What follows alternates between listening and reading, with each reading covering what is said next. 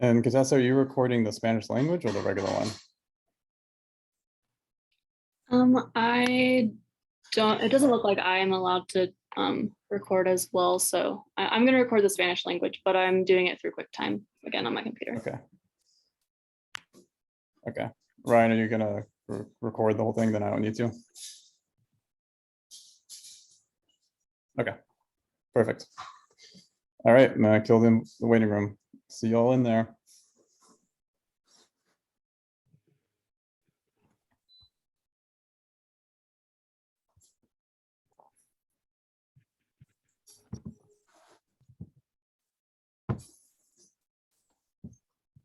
Hello, everyone. Welcome to the second in our series of water webinars on the water crisis in Colorado.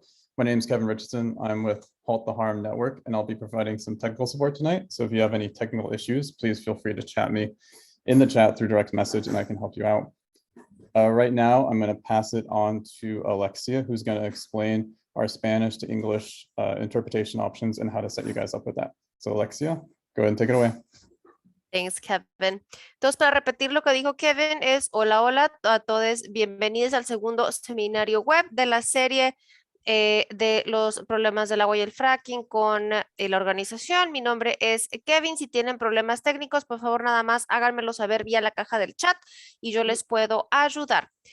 Hola, buenas tardes. Mi nombre es Alexia. Estoy aquí con mi compañera Lía y somos sus intérpretes entre el español y el inglés el día de hoy. Good afternoon. My name is Alexia and I'm here with my partner Leah, and we are your interpreters for Spanish and English today. Para facilitar la conversación bilingüe el día de hoy, vamos a estar utilizando la herramienta de interpretación de Zoom, que no ha sido activada, pero una vez que se active, les vamos a explicar qué es lo que van a ver en su pantalla. In order to facilitate this bilingual conversation, we are going to be using the Zoom interpreting feature. It is not yet activated, but once it is, we are going to explain to you right now what you will see and how to access. Si están en una computadora, como pueden ver aquí en la pantalla, van a ver un pequeño icono en forma de globo al que le pueden dar clic. Seleccionan de ahí su canal de idioma, ya sea inglés o español. También tienen la opción de dar clic a donde dice seleccionar, silenciar, perdón, audio original para solamente escuchar la voz del intérprete. So if you are joining on a computer, what you will see is an icon of a globe, which we also have an image here showing on the screen. You will see the icon of a globe. You can click that. It'll say interpretation, and you can choose your channel, English or Spanish. And you also have the option, as you can see, to to mute original audio, and then you will only hear the voice of the interpreter. Y si están en una tableta o en un teléfono inteligente, como está ahí en la pantalla, van a poder darle clic al botón que dice More o más, que tiene 3 puntos. Le dan clic ahí, después van al menú de Language Interpretation o interpretación de idiomas y seleccionan ya sea el inglés o el español. If you are joining on a tablet or a smartphone, again, as you can see here on the screen, there's an image. You will select the 3 dots. There's a button with 3 dots. It says More. From there, you'll choose the menu Language Interpretation, and then select your channel, English or Spanish.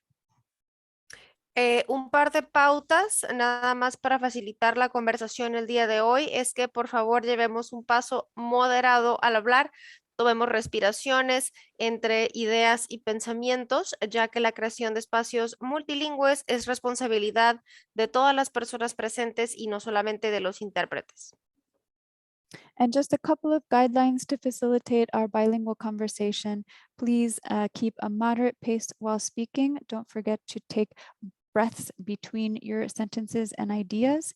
And that is because this multilingual space that we are creating is a responsibility of all people who are here and not just the interpreters. Entonces, si están hablando de repente muy rápido, cualquier cosa, les haremos saber vía la cajita del chat. So if you are speaking very fast, we are going to let you know in the chat. Otra cosa es que por favor mantengamos nuestros micrófonos en silencio cuando no estemos participando para poder minimizar todo el ruido de fondo y escucharles para comunicar sus presentaciones de la mejor forma posible. And also another thing is to please keep yourselves muted when you are not participating in order to minimize the background noise and so that we can best hear your presentation in order to communicate it to the best of our ability. Eso es todo por nuestra parte. Cualquier pregunta o problema que tengan con relación a la interpretación, háganoslo saber vía el chat y les podremos ayudar. Muchas gracias a todas las personas haciendo este espacio posible. Estamos muy contentas de poder estar apoyando este espacio multilingüe el día de hoy. Gracias.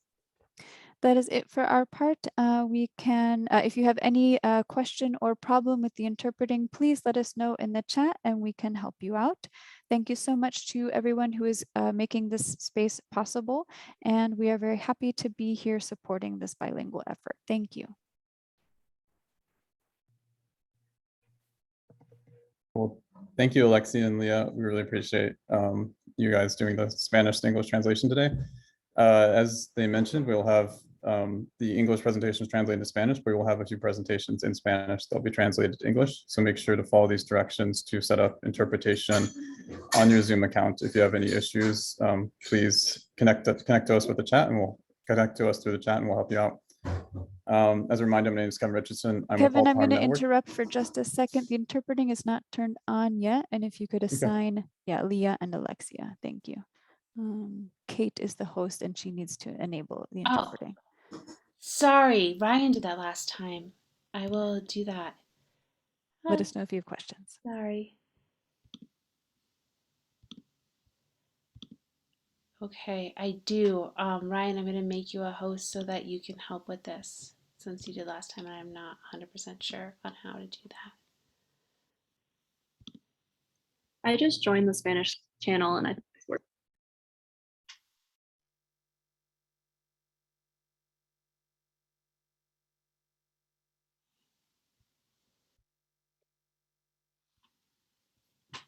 Okay.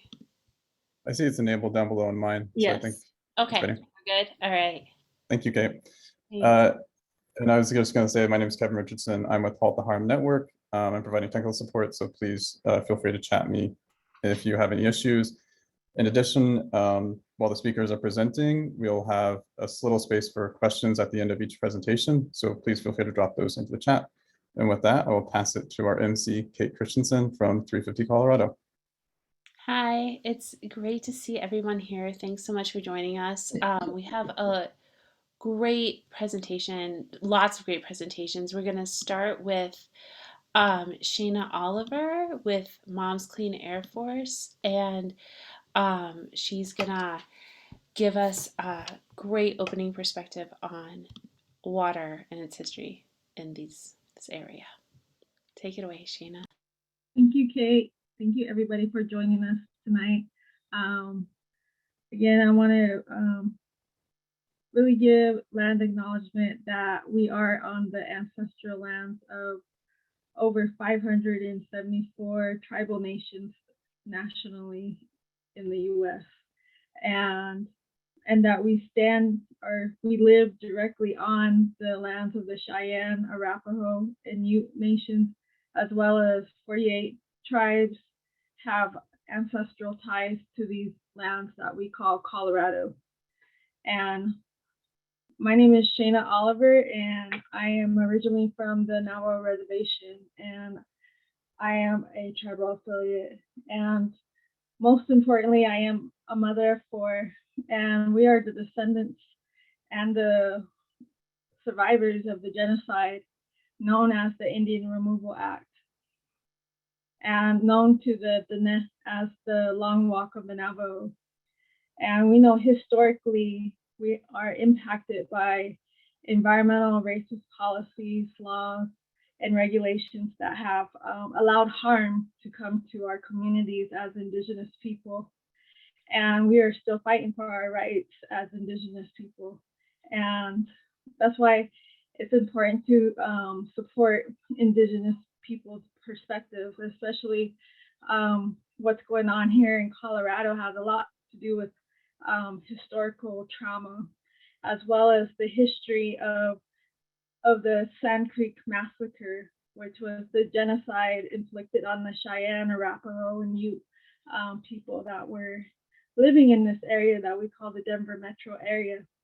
And along that name is also the name of the Sand Creek River that goes along the Suncor refinery, as well as the Cherokee gas plant, Phillips 66, and many other toxic industries that sit along the Sand Creek River, as well as the South Platte River, which is utilized by the community here.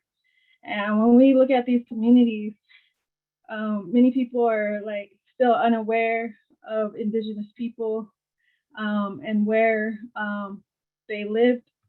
And if we looked at every waterway, every city, you are on ancestral lands of Indigenous First Nations people that have ancestral ties to these waters. And these waters hold memory. And a part of that memory is that Sand Creek massacre that happened. And it continues today with these industries being allowed to pollute our water and pollute our communities, because a lot of our community members of the Native community here even are gentrified to live in along these toxic areas that have disproportionately amounts of toxic air, as well as contaminants in our water, such as Suncor is allowed to dump PFAS waste water after taking the water from our communities for oil and gas. Many uses they use our fresh waters for oil and gas development.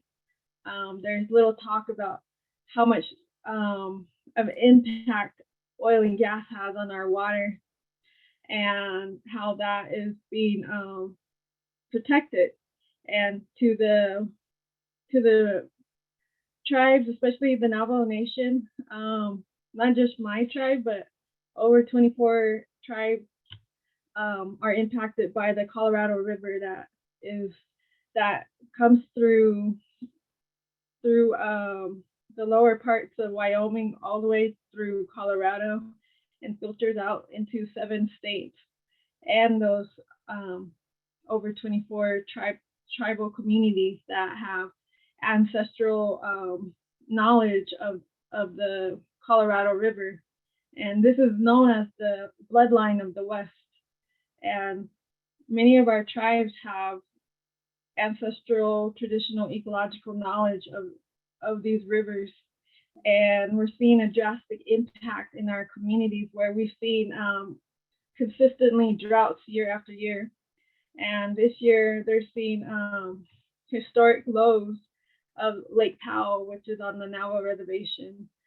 And this is not just impacting that tribal communities, but also rural communities throughout southern Colorado, where we have a lot of agriculture.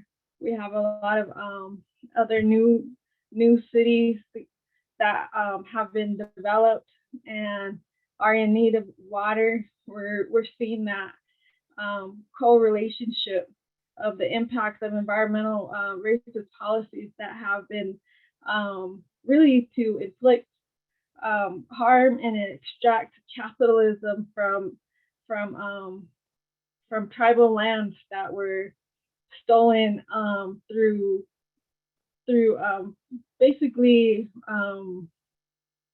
through manipulation of governments and how they create policies. And we're seeing that today, where we create policy and then we need to create policy for another policy that we create. And it continues to be that situation where we have to be faced in these circumstances as Indigenous people, where we're still not being acknowledged of our Indigenous rights to these lands. And because of these laws and policies, communities are harmed as well. They're harmed in these ways that have impacted tribal communities for since contact. And we need to be mindful of how we can actually take action when we're asking community members disproportionately impacted to help and we need that relationship to be it's still a healing process, because we're still fighting up against these rules and regulations that have a big impact on not only tribal communities, but communities of color, communities that have working families. Those are the communities that are being impacted by historical environmental racist policies that were meant to extract capitalism from stolen lands of indigenous people, as well as allow harm to be exempt by these industries. So I want to go ahead and hand it off to the next speaker. Thank you so much, Shayna, for really setting the stage on our state's water and the history and how the oil and gas industry impacts it, but how it's so interconnected with so many justice issues. Before I introduce our next wonderful speaker, I remembered something that we were going to talk about that we forgot, which was our timekeeper, Lori, has a little bell that if you hear it, just, Lori, do you want to give an example just in case anybody starts going? We're trying to keep it within our window. Go ahead, Lori. Did you hear it? Oh, there it is. Okay, do it one more time. Is it going to go twice? There you go. That's Lori's bell. So if you hear that, that's just or trying to be polite. 2-minute warning. It's a 2-minute warning. Okay. Thanks so much, Lori. And thanks so much, Shayna. Our next speaker is Renee Chacon. She is on the Environmental Justice Task Force, and she's also a co-chair of the Equity Analysis Committee. She is a co-founder of Women from the Mountain, and she is here to give us more of the water perspective and also specifically around Suncor. Thanks so much for being here, Renee. Hello, Kwali Yowali. Good evening, gentle evening.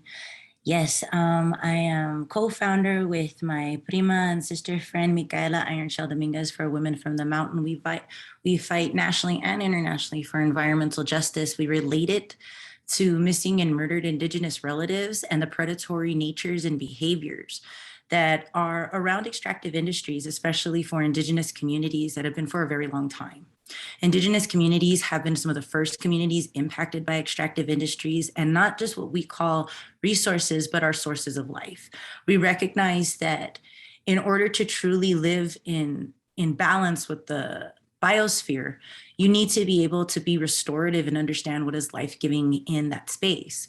A lot of communities where I live now in Commerce City, before it was Commerce City, it was Commerce Town. Before that, it was Irondale. Before that, it was Henderson.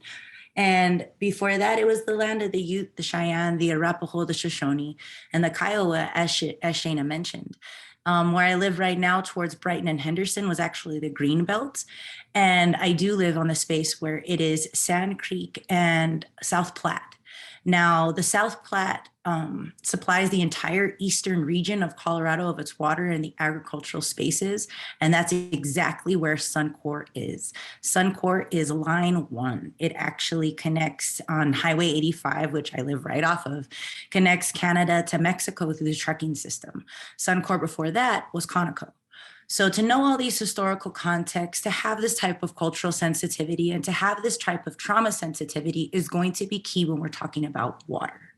The reason is because right now Suncor has and is already been found to have used PFAS in its water alone. PFAS is forever chemicals. The type of issues that this causes in your body alone is circulatory and respiratory issues. Respiratory issues do connect to our air, but also to our water. So it's understanding that a lot of these elements are completely connected, and how have these created cumulative impacts to the health and safety for disproportionately impacted communities, starting with Indigenous communities. PFAS has been used since the 1940s in nonstick cookware and so many other things. Now, to be finding it in water, we need to recognize all of us have PFAS or some form of particulate pollution or even plastics in our blood right now. We are born and living in pollution, and our children will be born in pollution. Do not get overwhelmed with this understanding, but legitimately get empowered. I always tell people to move from apathy to empathy to motivation. It's legitimately understanding that what is happening in Commerce City, what has been happening for several decades, is now happening to everybody. And water is life. We need to preserve our sources of life. We need to be restorative. There are forms of restorative justice in these spaces. And it does take communities little by little to unite in understanding this. Right now, you could actually use forms of mycelium to pull particulate pollutants from both water and soil, which is something that we've been using in Commerce City. An example of it is in our soil alone is my soil will look like concrete just a couple years ago. And we've been using spores for about the past 2 years. It's as dark as my hair. And things that grow out of it no longer taste like cement, but legitimately start tasting like squash and corn and the things that grow here, especially the Three Sisters on Indigenous homelands.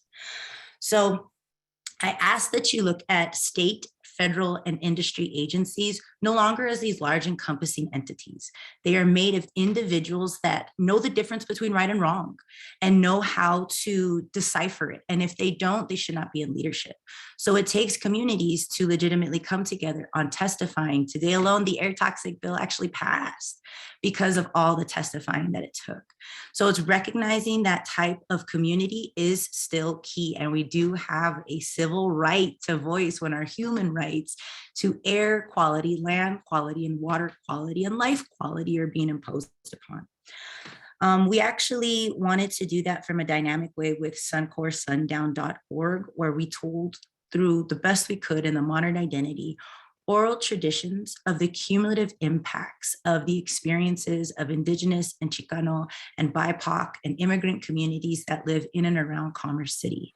It's a perspective of qualitative data that is never considered when it comes to the trauma sensitivity and cultural sensitivity that our communities need with authentic equity. That is actually what we fought for to address an environmental racism in SB 1266, where we not only define disproportionately impacted communities, but we want to eliminate them. So the reason that is incredibly important is that now when we discuss PFAS, when we discuss Suncor, they're trying to muddle the line in what is a forever chemical. And it is known, it is scientifically backed, it is known what causes harm, what is lasting, and how we need to heal it. So the EPA actually had a formal ejection this year in Title 8 against Suncor. It found that CDPHE needs to stop rubber stamping Suncor to allow itself in its own permitting and emitting harmful particulate pollutants. Today alone, there was actually a fire at Plant 1. And they do use certain foams that used to have PFAS in it, and it is no longer proven whether they do that or not. They also are able to draft their own air quality permits for Suncor's West plant. And if you want to publicly comment on this, we now have a 60-day period in order to publicly comment on them being able to regulate themselves as they have, which has not been equitable to our health and safety because honestly, they're in it for economic benefits. And at this point, they need regulations like they need seatbelts. We need health and safety regulations and benefits far weighed and prioritized at this point because our communities are being choked out and flushed out. COVID has wreaked havoc on our communities, and with our communities having little to no healthcare access, especially our immigrant communities, some of our students especially rely on just nurses, and that's also been removed in Adams County, unincorporated Adams County, and places surrounding Suncor. So it's a number of forms of systemic violence that the system is not working or is not broken. It is working as designed to cause harm when you have this many forms of targeting. They do not allow, fall within the clean air compliance. That is why we even pushed the air toxin bill. But the air toxin bill passing today actually passed after several amendments that were made and changes that would have expanded the type of chemicals that have been admitted. from, I believe, 10 to 61. So it's actually striking down the recommendations of the EPA because the EPA too and the CDPHE has been incompetent of being able to monitor outside of Suncor, but in community monitoring about what harmful chemicals are being emitted and discharged in the water. Cultivando has been key once the settlement from Suncor has reached here in Commerce City to finding community monitoring so that there can finally be some form of community self-determination to protections going forward, which is the first time ever in decades. Years of self-regulation has found that Sand Creek and the South Platte that is connected to the entire eastern region now has PFAS, and since it's been used since the 1940s, Suncor passes this allowance on outdated health advisory levels that have been since the 1940s. So that is another form of updating advisory levels on water quality and through several different forms of, unfortunately, yes, legislation that needs to change, and possibly more subcommittees and offices for equity analysis going forward with Suncor. So the work that I do now in the Environmental Justice Action Task Force is the co-chair of equity analysis. Equity analysis now needs to be long-term funded and in every form of both the CDPHE, the EPA, and even here in the Office of Missing and Murdered Indigenous Relatives, because all of these cumulative impacts have been, like I said, incompetent to cultural and trauma sensitivity to both the particulate pollutants in our air, our water, our land, and our soil, and our communities, but has also contributed to a number of human trafficking issues in and around our roadways for decades. It's recognizing that all these forms is how you kill disproportionately impacted communities, but it's also a way that we can recognize little by little in communities where there are both protection gaps and data gaps for our future generations to empower themselves. My husband works in solar energy alone. I myself also work in forms of restorative justice, and there are many communities altogether that if we recognize that Indigenous communities and communities that have survived systems of harm know how to determine now going forward health and safety equity, we will be able to help heal all of us together. So what I'm saying as a gardener, if you legitimately go to your weakest plants and start to heal them first, the rest of your garden is going to flourish. We need to recognize that in our biosphere, that we need to help the communities that have been most impacted by several forms of particulate pollution, specifically starting with our water. Water is key, and as you will hear from many other amazing panelists that live in Commerce City, it has been long overdue that they've not even had access to clean water for their families, which is a huge issue for the growth and safety for our future generations that, yes, in Indigenous communities, we hold sacred in every form of our sources of life. So I'm very grateful to be included in this panel in any way that you would like to comment in the 60-day panel going forward with Suncor. If you would like to sign up, I would like to forward any of those issues. If you would like to support the Office of Missing and Murdered Indigenous Relatives, please call your Lieutenant Governor to not change the bill there, but to support as is for community self-determinations and protections. And if you'd like to go forward and seeing how our community is connected, please look up Suncor, sundown.org, and how we can also cover your story to actually bring changes and you being able to bring protections to your community from your self-determination. So I hope that was a bit of a background into Suncor and Commerce City. Any way that I can expand the narrative for restorative justice and equity, please do reach out. And I'm grateful to be in this space. Thank you so much, Renee. We really appreciate it. I dropped links into the chat for the Sundown Suncor website you mentioned with that amazing film, and Or sundown. Sundown. Yes, I just put it in the sundownsuncor.org. Suncor, sundown. Suncorsundown.org is in the chat. I'll put it in again. And then also, if anyone has any questions, feel free to drop them in the chat. And I wanted to remind everybody, and I'm trying to do this too, is to pause for our interpreters between thoughts. That will help them. And that is a very hard thing for me to do, but I'm trying right now. So thank you so much, Renee. And Renee was talking about Cultivando, which got a grant from the Suncor refinery.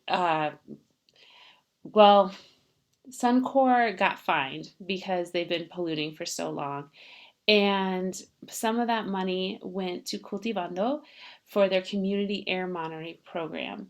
And one of the Cultivando promotoras is here with us tonight. She also lives in Commerce City and can speak more to what it's like when you don't know if you can drink your water.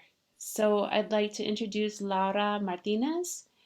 Um, are you here, Laura? Yes, hi. Okay, hi. Thanks so much for joining us, and thanks for sharing some of your experience with living near the impacts of Suncor. Thank you so much for having me. My name again, once again, is Laura Martinez, and I'm a promotora with Cultivando. I've also lived in Commerce City for over 20 years, 28 years. Before moving to Commerce City, I lived in Orange County, California, where we would always boil our drinking water. When my family moved to Commerce City and bought water from the water mill, I never questioned and believed that it was normal anywhere, everywhere. Now, as an adult, I am aware of why we had to buy our water and the reason we need to use water filtration systems in our drinking water. We bought our most recent house almost 3 years ago, and we were without a water filtration system for over 2 weeks. They were very challenging weeks as I tried many times in different ways to get rid of taste of our water, all without success. I tried boiling it and filtering it with the water filtration pitcher, and nothing worked. I could not cook with this water or even come close to drinking it as the taste was difficult to swallow. We are very fortunate to have a water filtration system, but unfortunately, many families in Commerce City, Global, Elaria, Swansea cannot afford to install one in their own homes, and therefore they have to find other ways to drink Commerce City water. Unfortunately, sometimes they can't even have a water, they can't even afford to buy water bottles, and so they have to drink the water. I had the opportunity to tour the water treatment facility on Saturday, the South Adams County water treatment facility. And although they said that the water was safe to drink and that they go through a strenuous process to make sure that it is clean, one of the things I did notice is that all of the water that is treated there cannot be guaranteed to be filtered out from the South Platte River water. This was concerning to me because Suncor, according to what I understood, there also dumps their reused water there. I do not know how their filtration system is as of right now, and if it actually meets the standards that are safe for our community. And so, even though the manager at the South Water Treatment Facility said that it was safe to drink, I highly doubt it. And even with the new self-mead system that they did install, they said that the water would taste better eventually and would be, and it still is safe to drink, but it's hard to believe that. It's hard to grasp the idea that living by Suncor will not affect the quality of our water. The fact that we found PFAS in our water is proof that they can't really detect every single chemical that is in our water. And even though they say that they have one of the highest quality and most advanced monitoring systems in the state for a water treatment plant, it does not give me the comfort that I need to get rid of my water filtration system. I have tried the water and I look at it, and there's times where I just doubt that whatever is happening at Suncor is not affecting the water that my kids are drinking at their school or my friends and family that live in the south side of Commerce City are drinking. Not only that, but with all of the chemicals that our air quality monitors have been finding within just the last few months with the permanent and the mobile monitors that we have installed throughout the community, with all the chemicals that they are finding, I highly doubt that none of that is getting into the Commerce City water.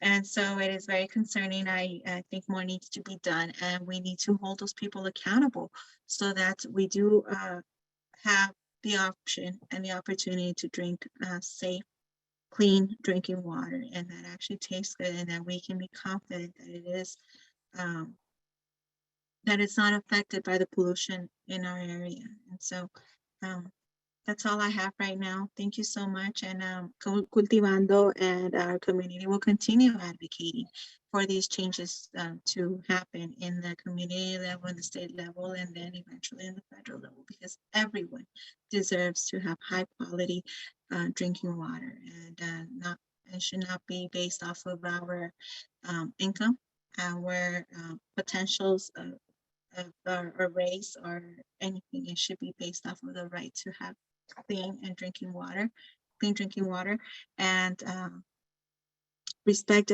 where our land comes from as well. Thank you. Thank you so much, Laura. I think that it's new information for some people that huge parts of the Denver metro area don't have available drinking water. That's and we learned in our last webinar, had some researchers from CSU who were talking about how like benzene, for example, can move from between air and water, right? So if you're picking that up on your air monitors, it's not unlikely that could be in the water too. So thanks so much for sharing your story. Really appreciate you.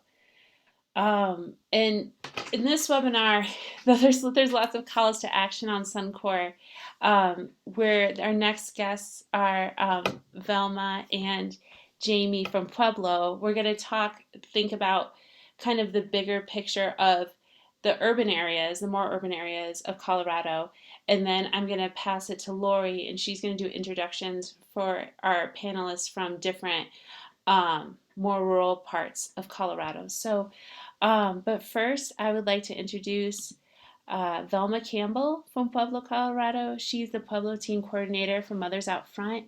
She's also a medical doctor who specializes in environmental and occupational health and community and relationship with water. And I think Jamie Valdez, our coordinator for Mothers Out Front, who's also from Pueblo, is here today too. And I think that Jamie's also on the Environmental Justice Task Force.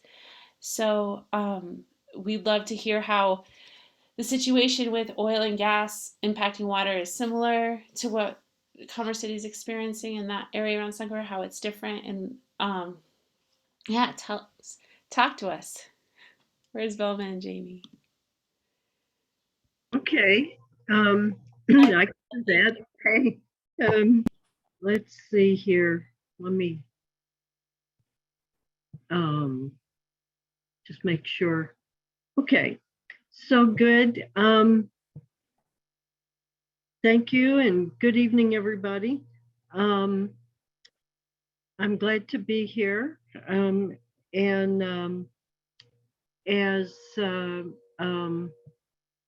Kate was saying, I'm from Pueblo, Colorado. I'm a local team coordinator with Mothers Out Front. I'm a medical doctor. I specialize in public health, with occupational and environmental health being my particular fields.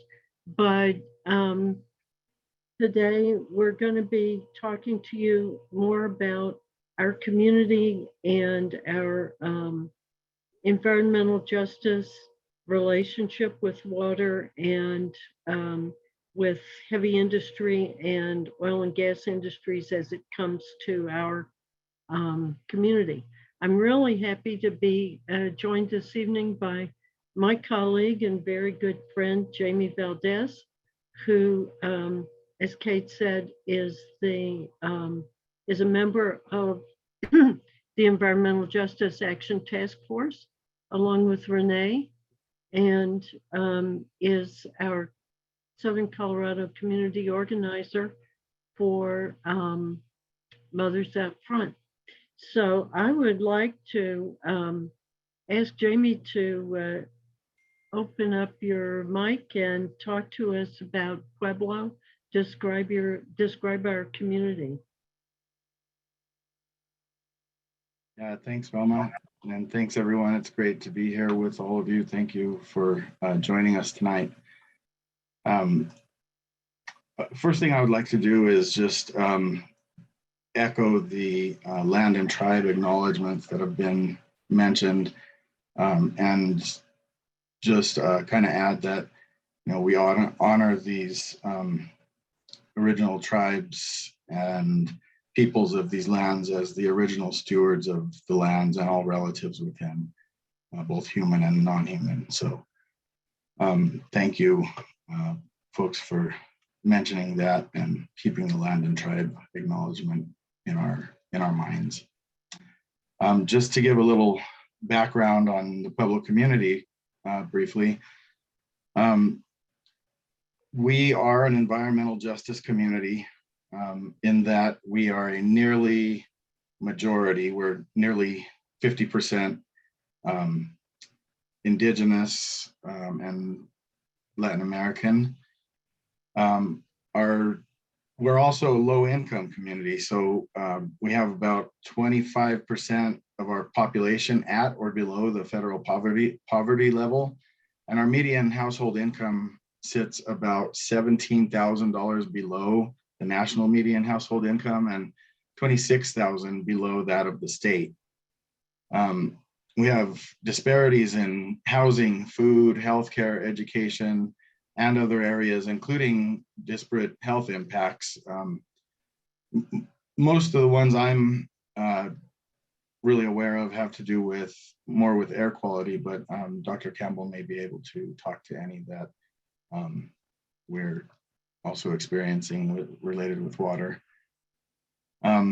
Pueblo's history is intertwined with water. We have multiple rivers and streams, all of which have pollution issues, and that includes the Arkansas. Most of the rivers and streams in the area are, I think all of them actually are tributaries to the Arkansas River, now that I think about it. And there are a significant number of people in our area who don't have access to safe drinking water, including unhoused people, people with private wells that haven't been tested, and poor people whose water is cut off.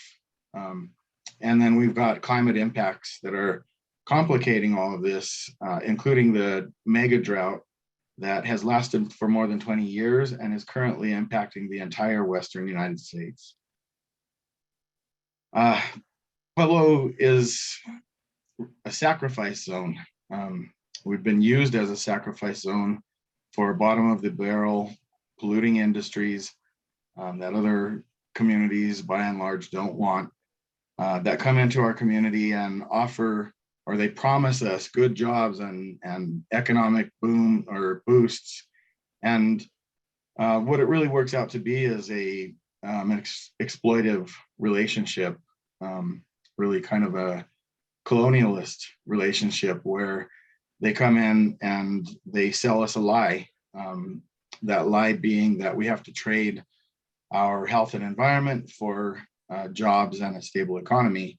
And in reality, the jobs are few and far between.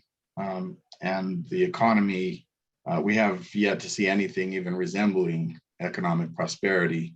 We're really just barely scratching the surface at stability. We don't have a lot of the direct links to oil and gas contamination that a lot of other communities do. We don't have a whole lot of oil and gas development in our area, but we definitely need to be on the lookout because it's not like we can't have that threat come into our community. So I actually wrote an op-ed a few years ago, or co-authored an op-ed specifically talking about that you know, Pueblo currently doesn't have a lot of oil and gas development, but that isn't necessarily always going to be the case.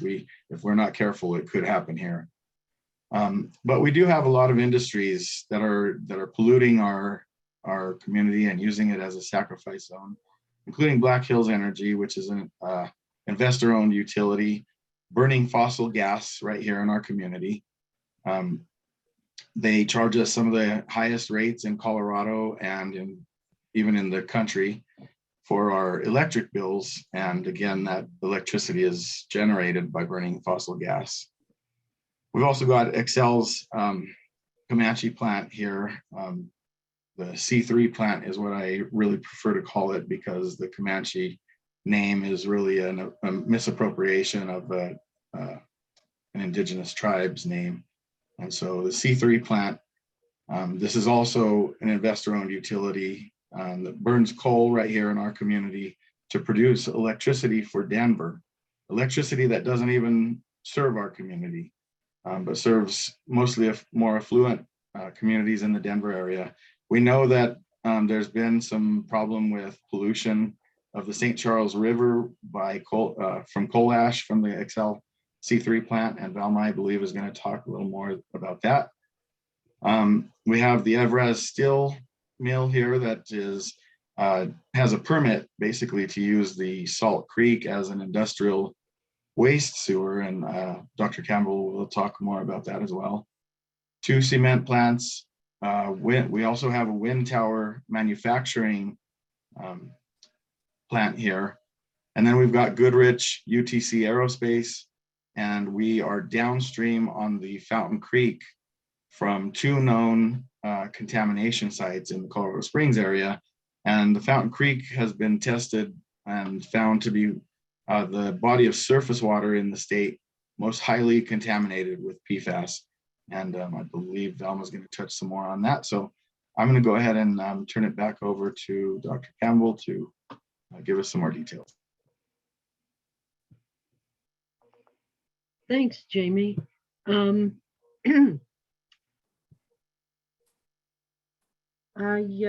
want to thank you very much for mentioning also the PFAS issue, because it relates, it's one of the areas where we and our sister communities in the northern part of the state have a lot in common, with Suncor polluting, turning out to be a major source of PFAS pollutants in that part of the community. So what we find is that even though at first glance, as Jamie says, we don't have a lot of direct relationship with the extraction part of oil and gas, when we start looking at the big picture of fossil fuels and extractive exploitive industries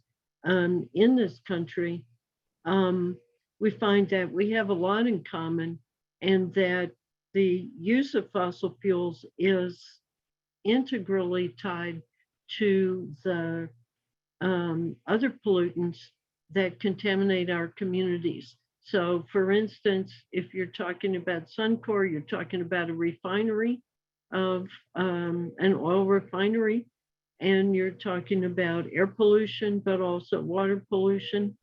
And so it is in our community.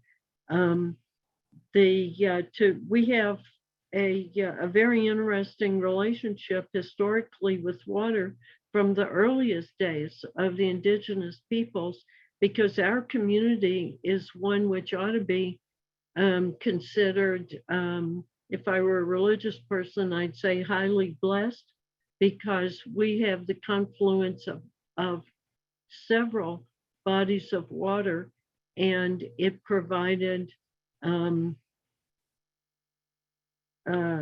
nourishment to the people and the animals and the rest of the natural environment. The Arkansas River comes down from the Leadville area and provides agricultural, drinking, and recreational water, as well as watering the natural environment. Like most communities on the Front Range, we also, for our drinking water, take water from the Colorado watershed through the Trans Mountain diversions. Sadly, the Arkansas River is contaminated with mining and industrial discharges as it comes down from the mountains, so that by the time it runs out from the Pueblo Reservoir, it's so polluted that communities downstream don't want to use it. And so there are multi-million-dollar plans to build a pipeline from the Pueblo Reservoir to the communities east of Pueblo, rather than cleaning up the rivers and streams. They'd rather put a soda straw in the reservoir and take the clean water out before and then to confront the issues of cleaning up the rivers. Fountain Creek comes down from Pikes Peak. It is one of the most monitored streams in the United States because it crosses so many natural zones in its drop of more than 9,000 feet in elevation. I'm sorry, 5,000 feet in elevation from 9,000 from down to our area, which is about 4,600 feet. It's besides being contaminated with disease-causing organisms and PFAS, which Jamie mentioned, it's threatened by coal ash from power plants in Colorado Springs, highway runoff with oil and additives, and debris blowing off coal trains and trucks as they go by. We have the St. Charles River, which runs into the Arkansas and has been contaminated in the past by coal ash from the XL, offensively named C3 plant, and which still has large, massive pits of coal ash, which will have to be cleaned up at some point, probably when they close the plant. All of the power plants, both of the power plants and most of the industries contaminate our streams and lakes with the air pollution that comes out from their stacks, as well as discharging into the streams and rivers. That also brings me to the last of our numerous waterways that I want to mention, which is called Salt Creek and flows through, which is a small stream, but that originates in the mountains west of Pueblo and flows through a couple of steel mill reservoirs, and then through a neighborhood that is one of the most historic and culturally rich Latino neighborhoods of Pueblo, traditionally neglected and isolated from the rest of the city services. This beautiful little community has this stream running through it, which is regulated officially in Colorado as the regulatory equivalent of, as Jamie said, an industrial sewer.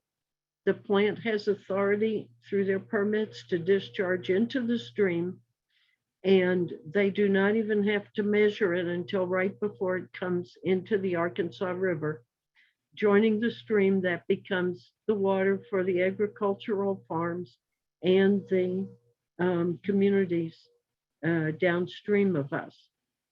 Excuse me.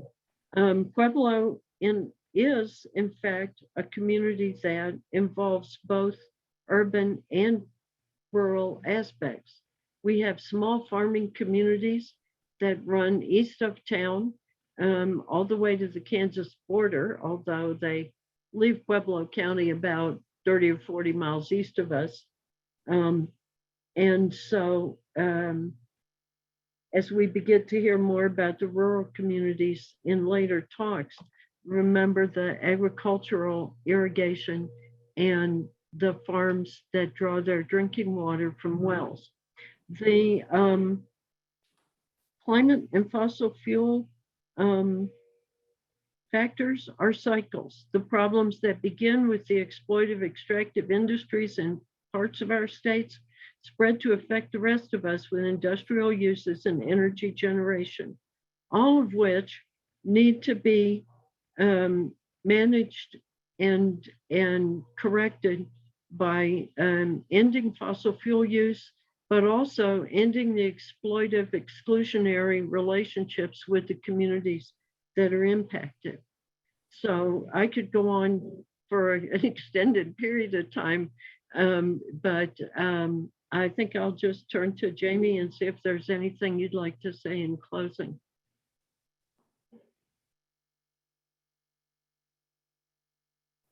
Thanks, Velma. Yes, just real quick, I'll make this brief.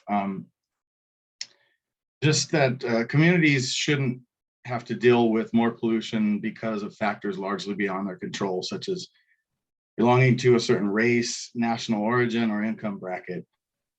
Environmental justice is a concept based in equal protection, equal access, equal enforcement, and restorative practices in pursuit of just outcomes and equitable relationships. It embraces the principle that all communities are entitled to equal protection related to housing, transportation, employment, energy, and clean air and water. Water is life, and taking care of water is taking care of communities. Thank you. Thank you. Thank you both so much and to all our presenters who have spoken so far. I just want to remind people something Renee said earlier is don't despair, get motivated. She said it more eloquently than I. And next Monday, we're going to be talking about actions we can take. So let's just keep that. Be kind, be kind to yourselves as we're with everyone and sharing their stories. And we'll be fighting the good fight with everyone here. So with that, I want to turn it over to Lori Brunswig, it was her idea to get these series of webinars going in the first place. I'm very grateful to her. So take it away, Lori. Okay, thank you. I don't have anything particular to say, but I just want to introduce the next two speakers, Cheryl Myers and John Bryant, and they want to talk about. Cheryl wants to talk about the area where she lives, Northwest Colorado, and where there's been large produced water spill that has contaminated well water, I believe. And John Bryant is a fisherman, fly fisherman in Colorado, and he wants to talk about how climate change and oil and gas has changed the rivers and quality of rivers and the trout. So I'd like to have Cheryl.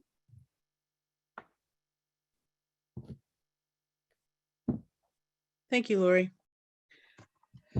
I worked for the Bureau of Land Management as the White River Field Office's legal instruments examiner.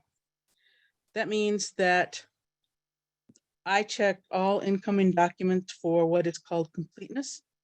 I checked applications for permit to drill locations against lease stipulations, such as winter range, habitat, or archaeological areas.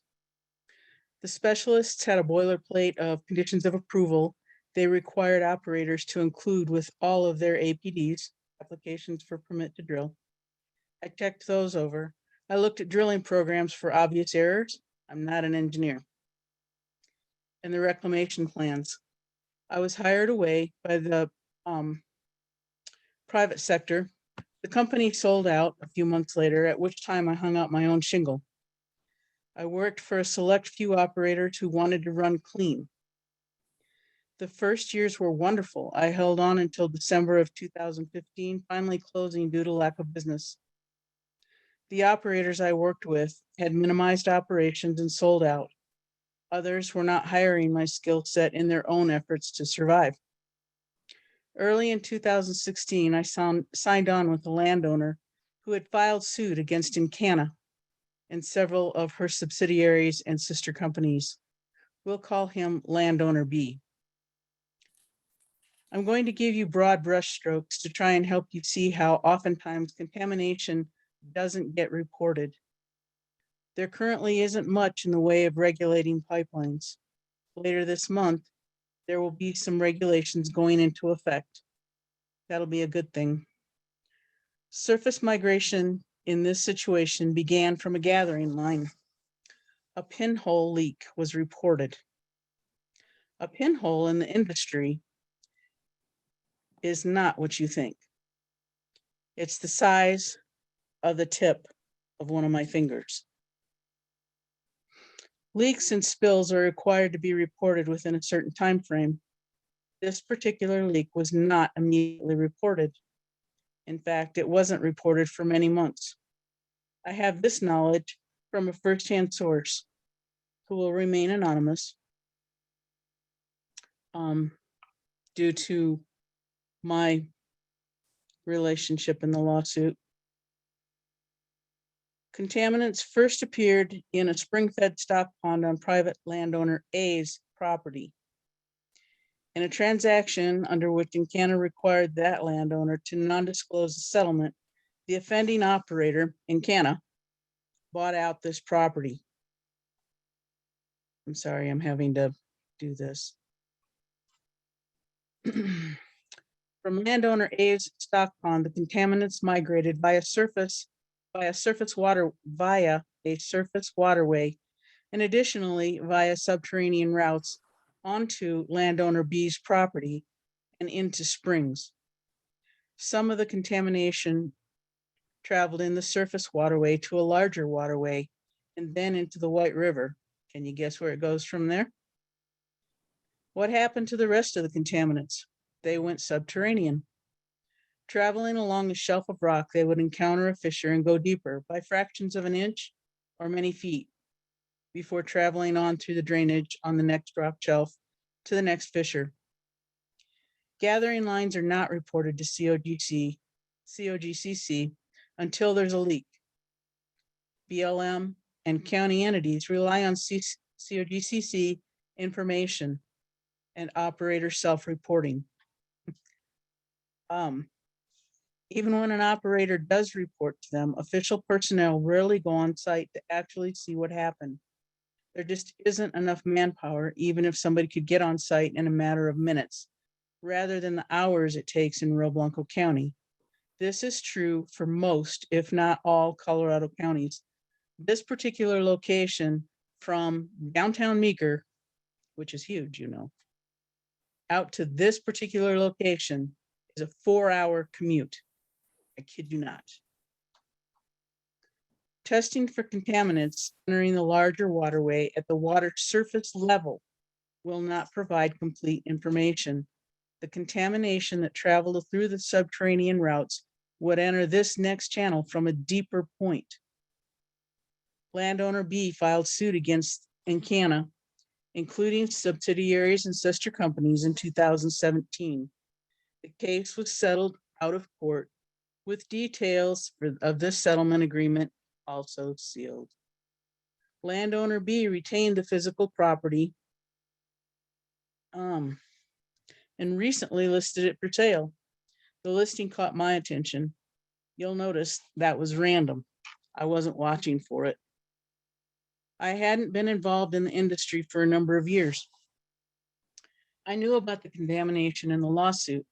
When asked, the listing realtor denied knowledge of the contamination. Hopefully, any prospective buyer will do their due diligence before purchasing this property. In filing the suit, landowner B stated to me, directly to me, that the operator would be made to clean up the mess. It is interesting to me that the property is now listed for half of what landowner B stated that the operator had cost them in a lost sale, which was part of the basis for the suit to begin with. You're probably right. After a conversation Friday, 6 May 2022, with COGCC personnel, I'm happy to tell you that reports are still being pulled from some of the monitoring wells in that area. Until this conversation, I believed that they'd all been abandoned. I asked my contact to find out if information could be gleaned from a particular monitoring well, which is in the drainage just below the stock pond, where the contamination was first reported as being discovered. Encana just holds a special place in my heart. Reports have not been filed recently. He agreed to ask for the data and inform me of any findings. He also told me that COGCC has been pushing Encana to meet, well, it's not Encana anymore, but they've done a shell game, the operator to meet cleanup and mitigation goals. I am quite happy to hear this, as none of my research indicated ongoing work. Another happy result of this conversation is that we, he and I, realized there had to have been another leak due to the location of a contaminated spring I knew about. I previously couldn't figure out how the same contaminant mix surfaced in this particular spring. My COGCC contact wasn't aware of this contaminated spring, and I'd been too focused on the initial leak. I know enough to be aware of the issue, but I thought the contamination must be traveling laterally somehow. Geology and or engineering knowledge that would be above my pay grade, in other words. Nobody else seemed to think the location of this contaminated spring was worth further consideration. I absolutely agree we need to move away from hydrocarbons as quickly as possible, but we need to do that sensibly, logically. We need to have sustainable energy. Thank you. Thanks so much, Cheryl. I just have a quick question. Just to be clear, I just want to recap the story because there's so much information there. So there was a leak. It wasn't reported. The operator thought it would be cheaper to buy up all the property from landowner 1 and settle out of court with landowner A and landowner B than to clean up anything. That is accurate. And I it's should have made that point as well, because we had that, we mentioned that in a previous conversation. That is true. yeah, The millions of dollars that Encana settled for between the two landowners was significantly less expensive than what cleanup would have cost them. And I'm hoping that we can hold their feet to the fire. The local paper is the Rio Blanco Herald Times. Nikki Turner is a particular friend of mine, and she's also working toward cleanup, for lack of better terminology, but she's very interested in this. So it's an important cautionary tale, but not over. No, So that's good. no, because the contaminants that seeped into the soil and then surfaced because they came down into a drainage. But how long were they doing that? Because I spoke with a person who spoke with me on the basis of anonymity. He was there, and he believes that the leak began in 2012.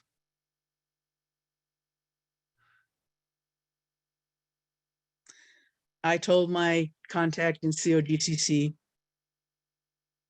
and so he's going to research it. I can't divulge the name because of how I came about getting that name.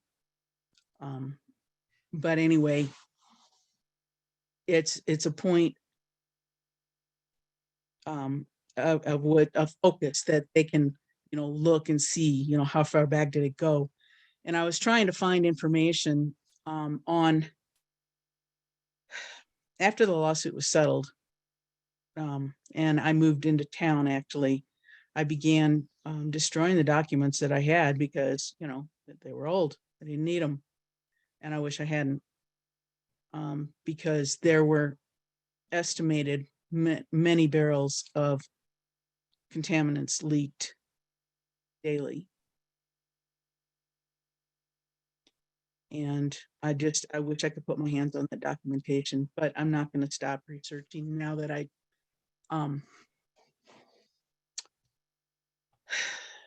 know that I've got other guns in the play.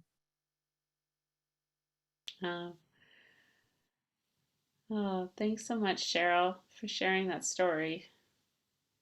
Super interesting.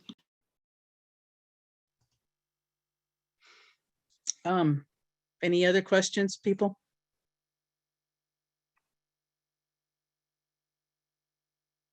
No? Thelma? Yeah, I was just wondering about private wells and drinking water sources in the line of fire there from the underground transmission.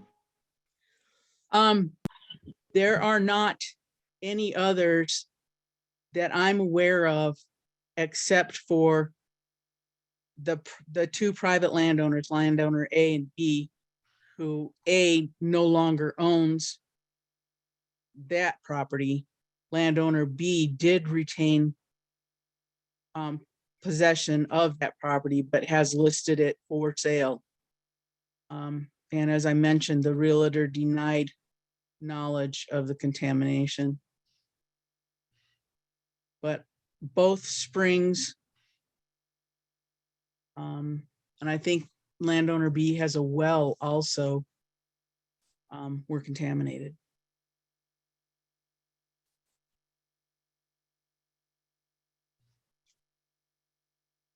Was there any other questions? What do Thank you you. want to say, JD?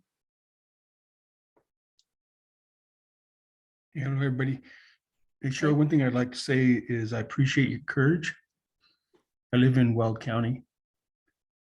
And one thing that I've discovered is, and I tell people 9 out of 1 feel a certain way, and they say, how can you get 9 out of 1? And what happens here is you have one individual who may work for the industry, but he tells his children and his wife and his parents and the grandparents that his entire life is dependent on these jobs. I've seen things and heard things that it's quite dangerous when you actually step forward. As a matter of fact, I just watched a guy go for a walk carrying his gun. I just wanted to let you know that when we stand front and center like this, we do understand the dilemma that we're all faced, and we do understand it is dangerous. And remember, Weld County tried to secede to Wyoming because the rules are more lax. And when you have governing entities that really care little to nothing about individuals, it kind of skews the conversation a little bit. So I just wanted to say, I, for one, appreciate your courage. And just know you're not alone. Thank you. And that goes for JD. everybody here. I can speak to that a little bit. I've been eightballed by the industry. I can't be hired in for any position due to my experience in the lawsuit against McKenna.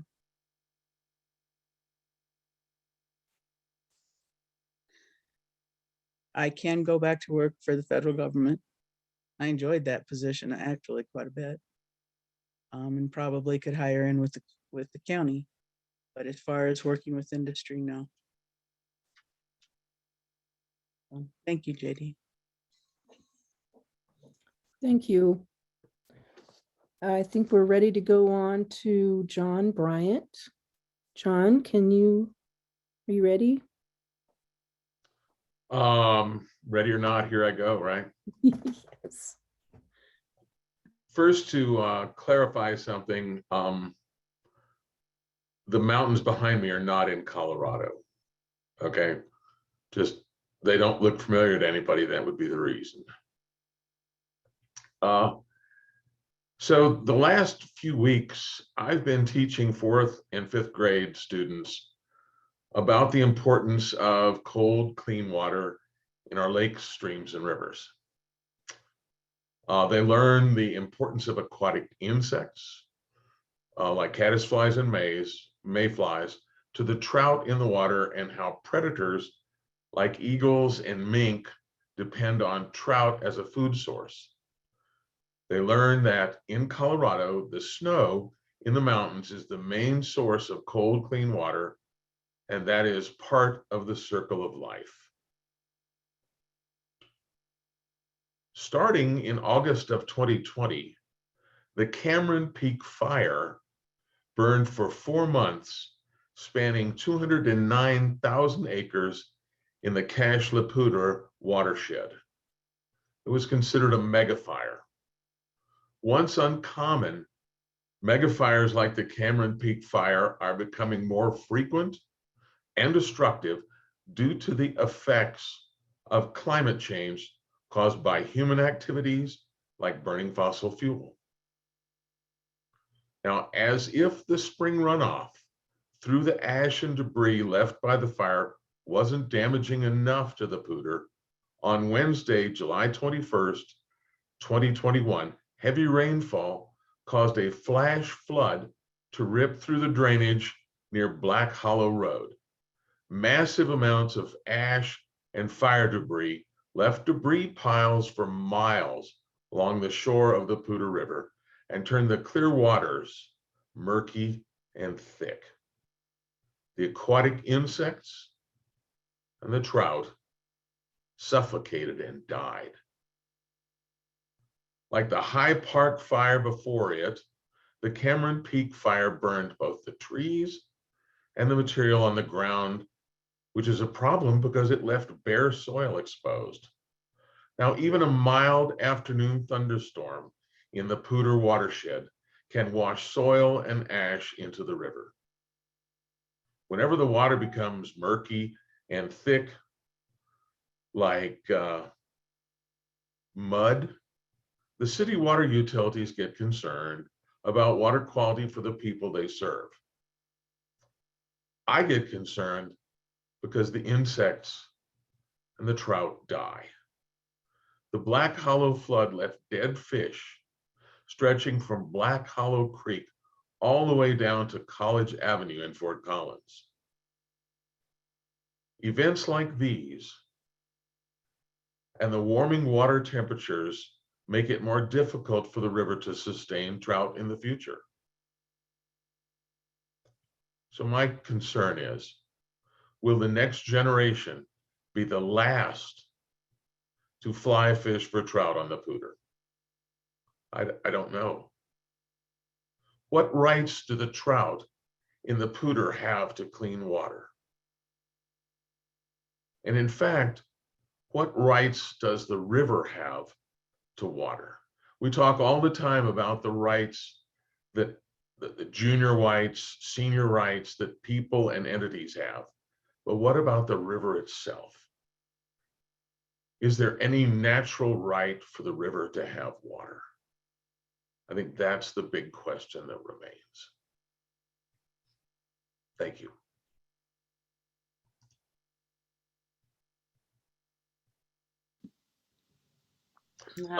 If anybody has any comments or question, I welcome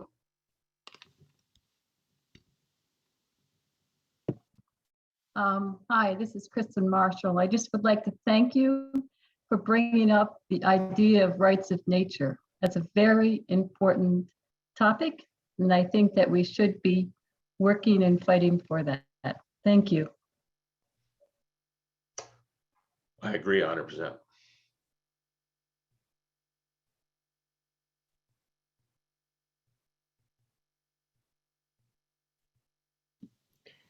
Thanks, Kristen. And thanks, John. And I see that Lori agrees. We've covered so much. Does anybody else have questions for John or any of our presenters?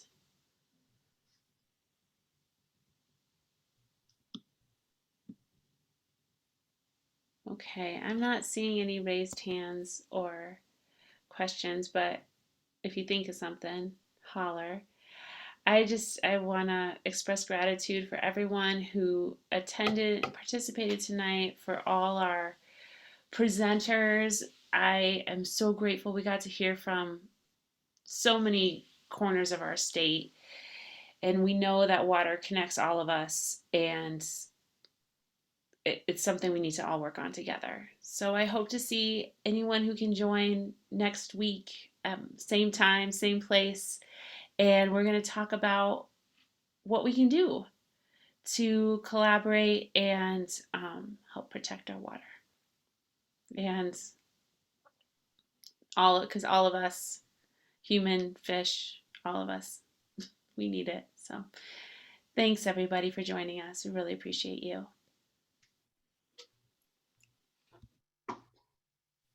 Thank you. Thanks. I'm seeing some very cool comments in the chat, so I'm gonna hang out and read those for. Thank you so much, Kate. Thanks, Ryan. And I'm also going to put the link in the chat to the message board for this webinar series, and where you can see all the replay videos and things like that. So if you're not yet a member of Halt the Harm Network, it's a great time to join. It's a private nationwide network of grassroots leaders who are working on these issues. And so we have a message board that's just set up for this. So here's the link. And again, we'll share the replay with you from there.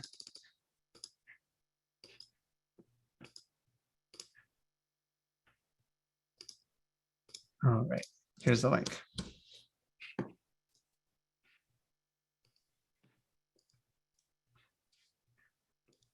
Fantastic.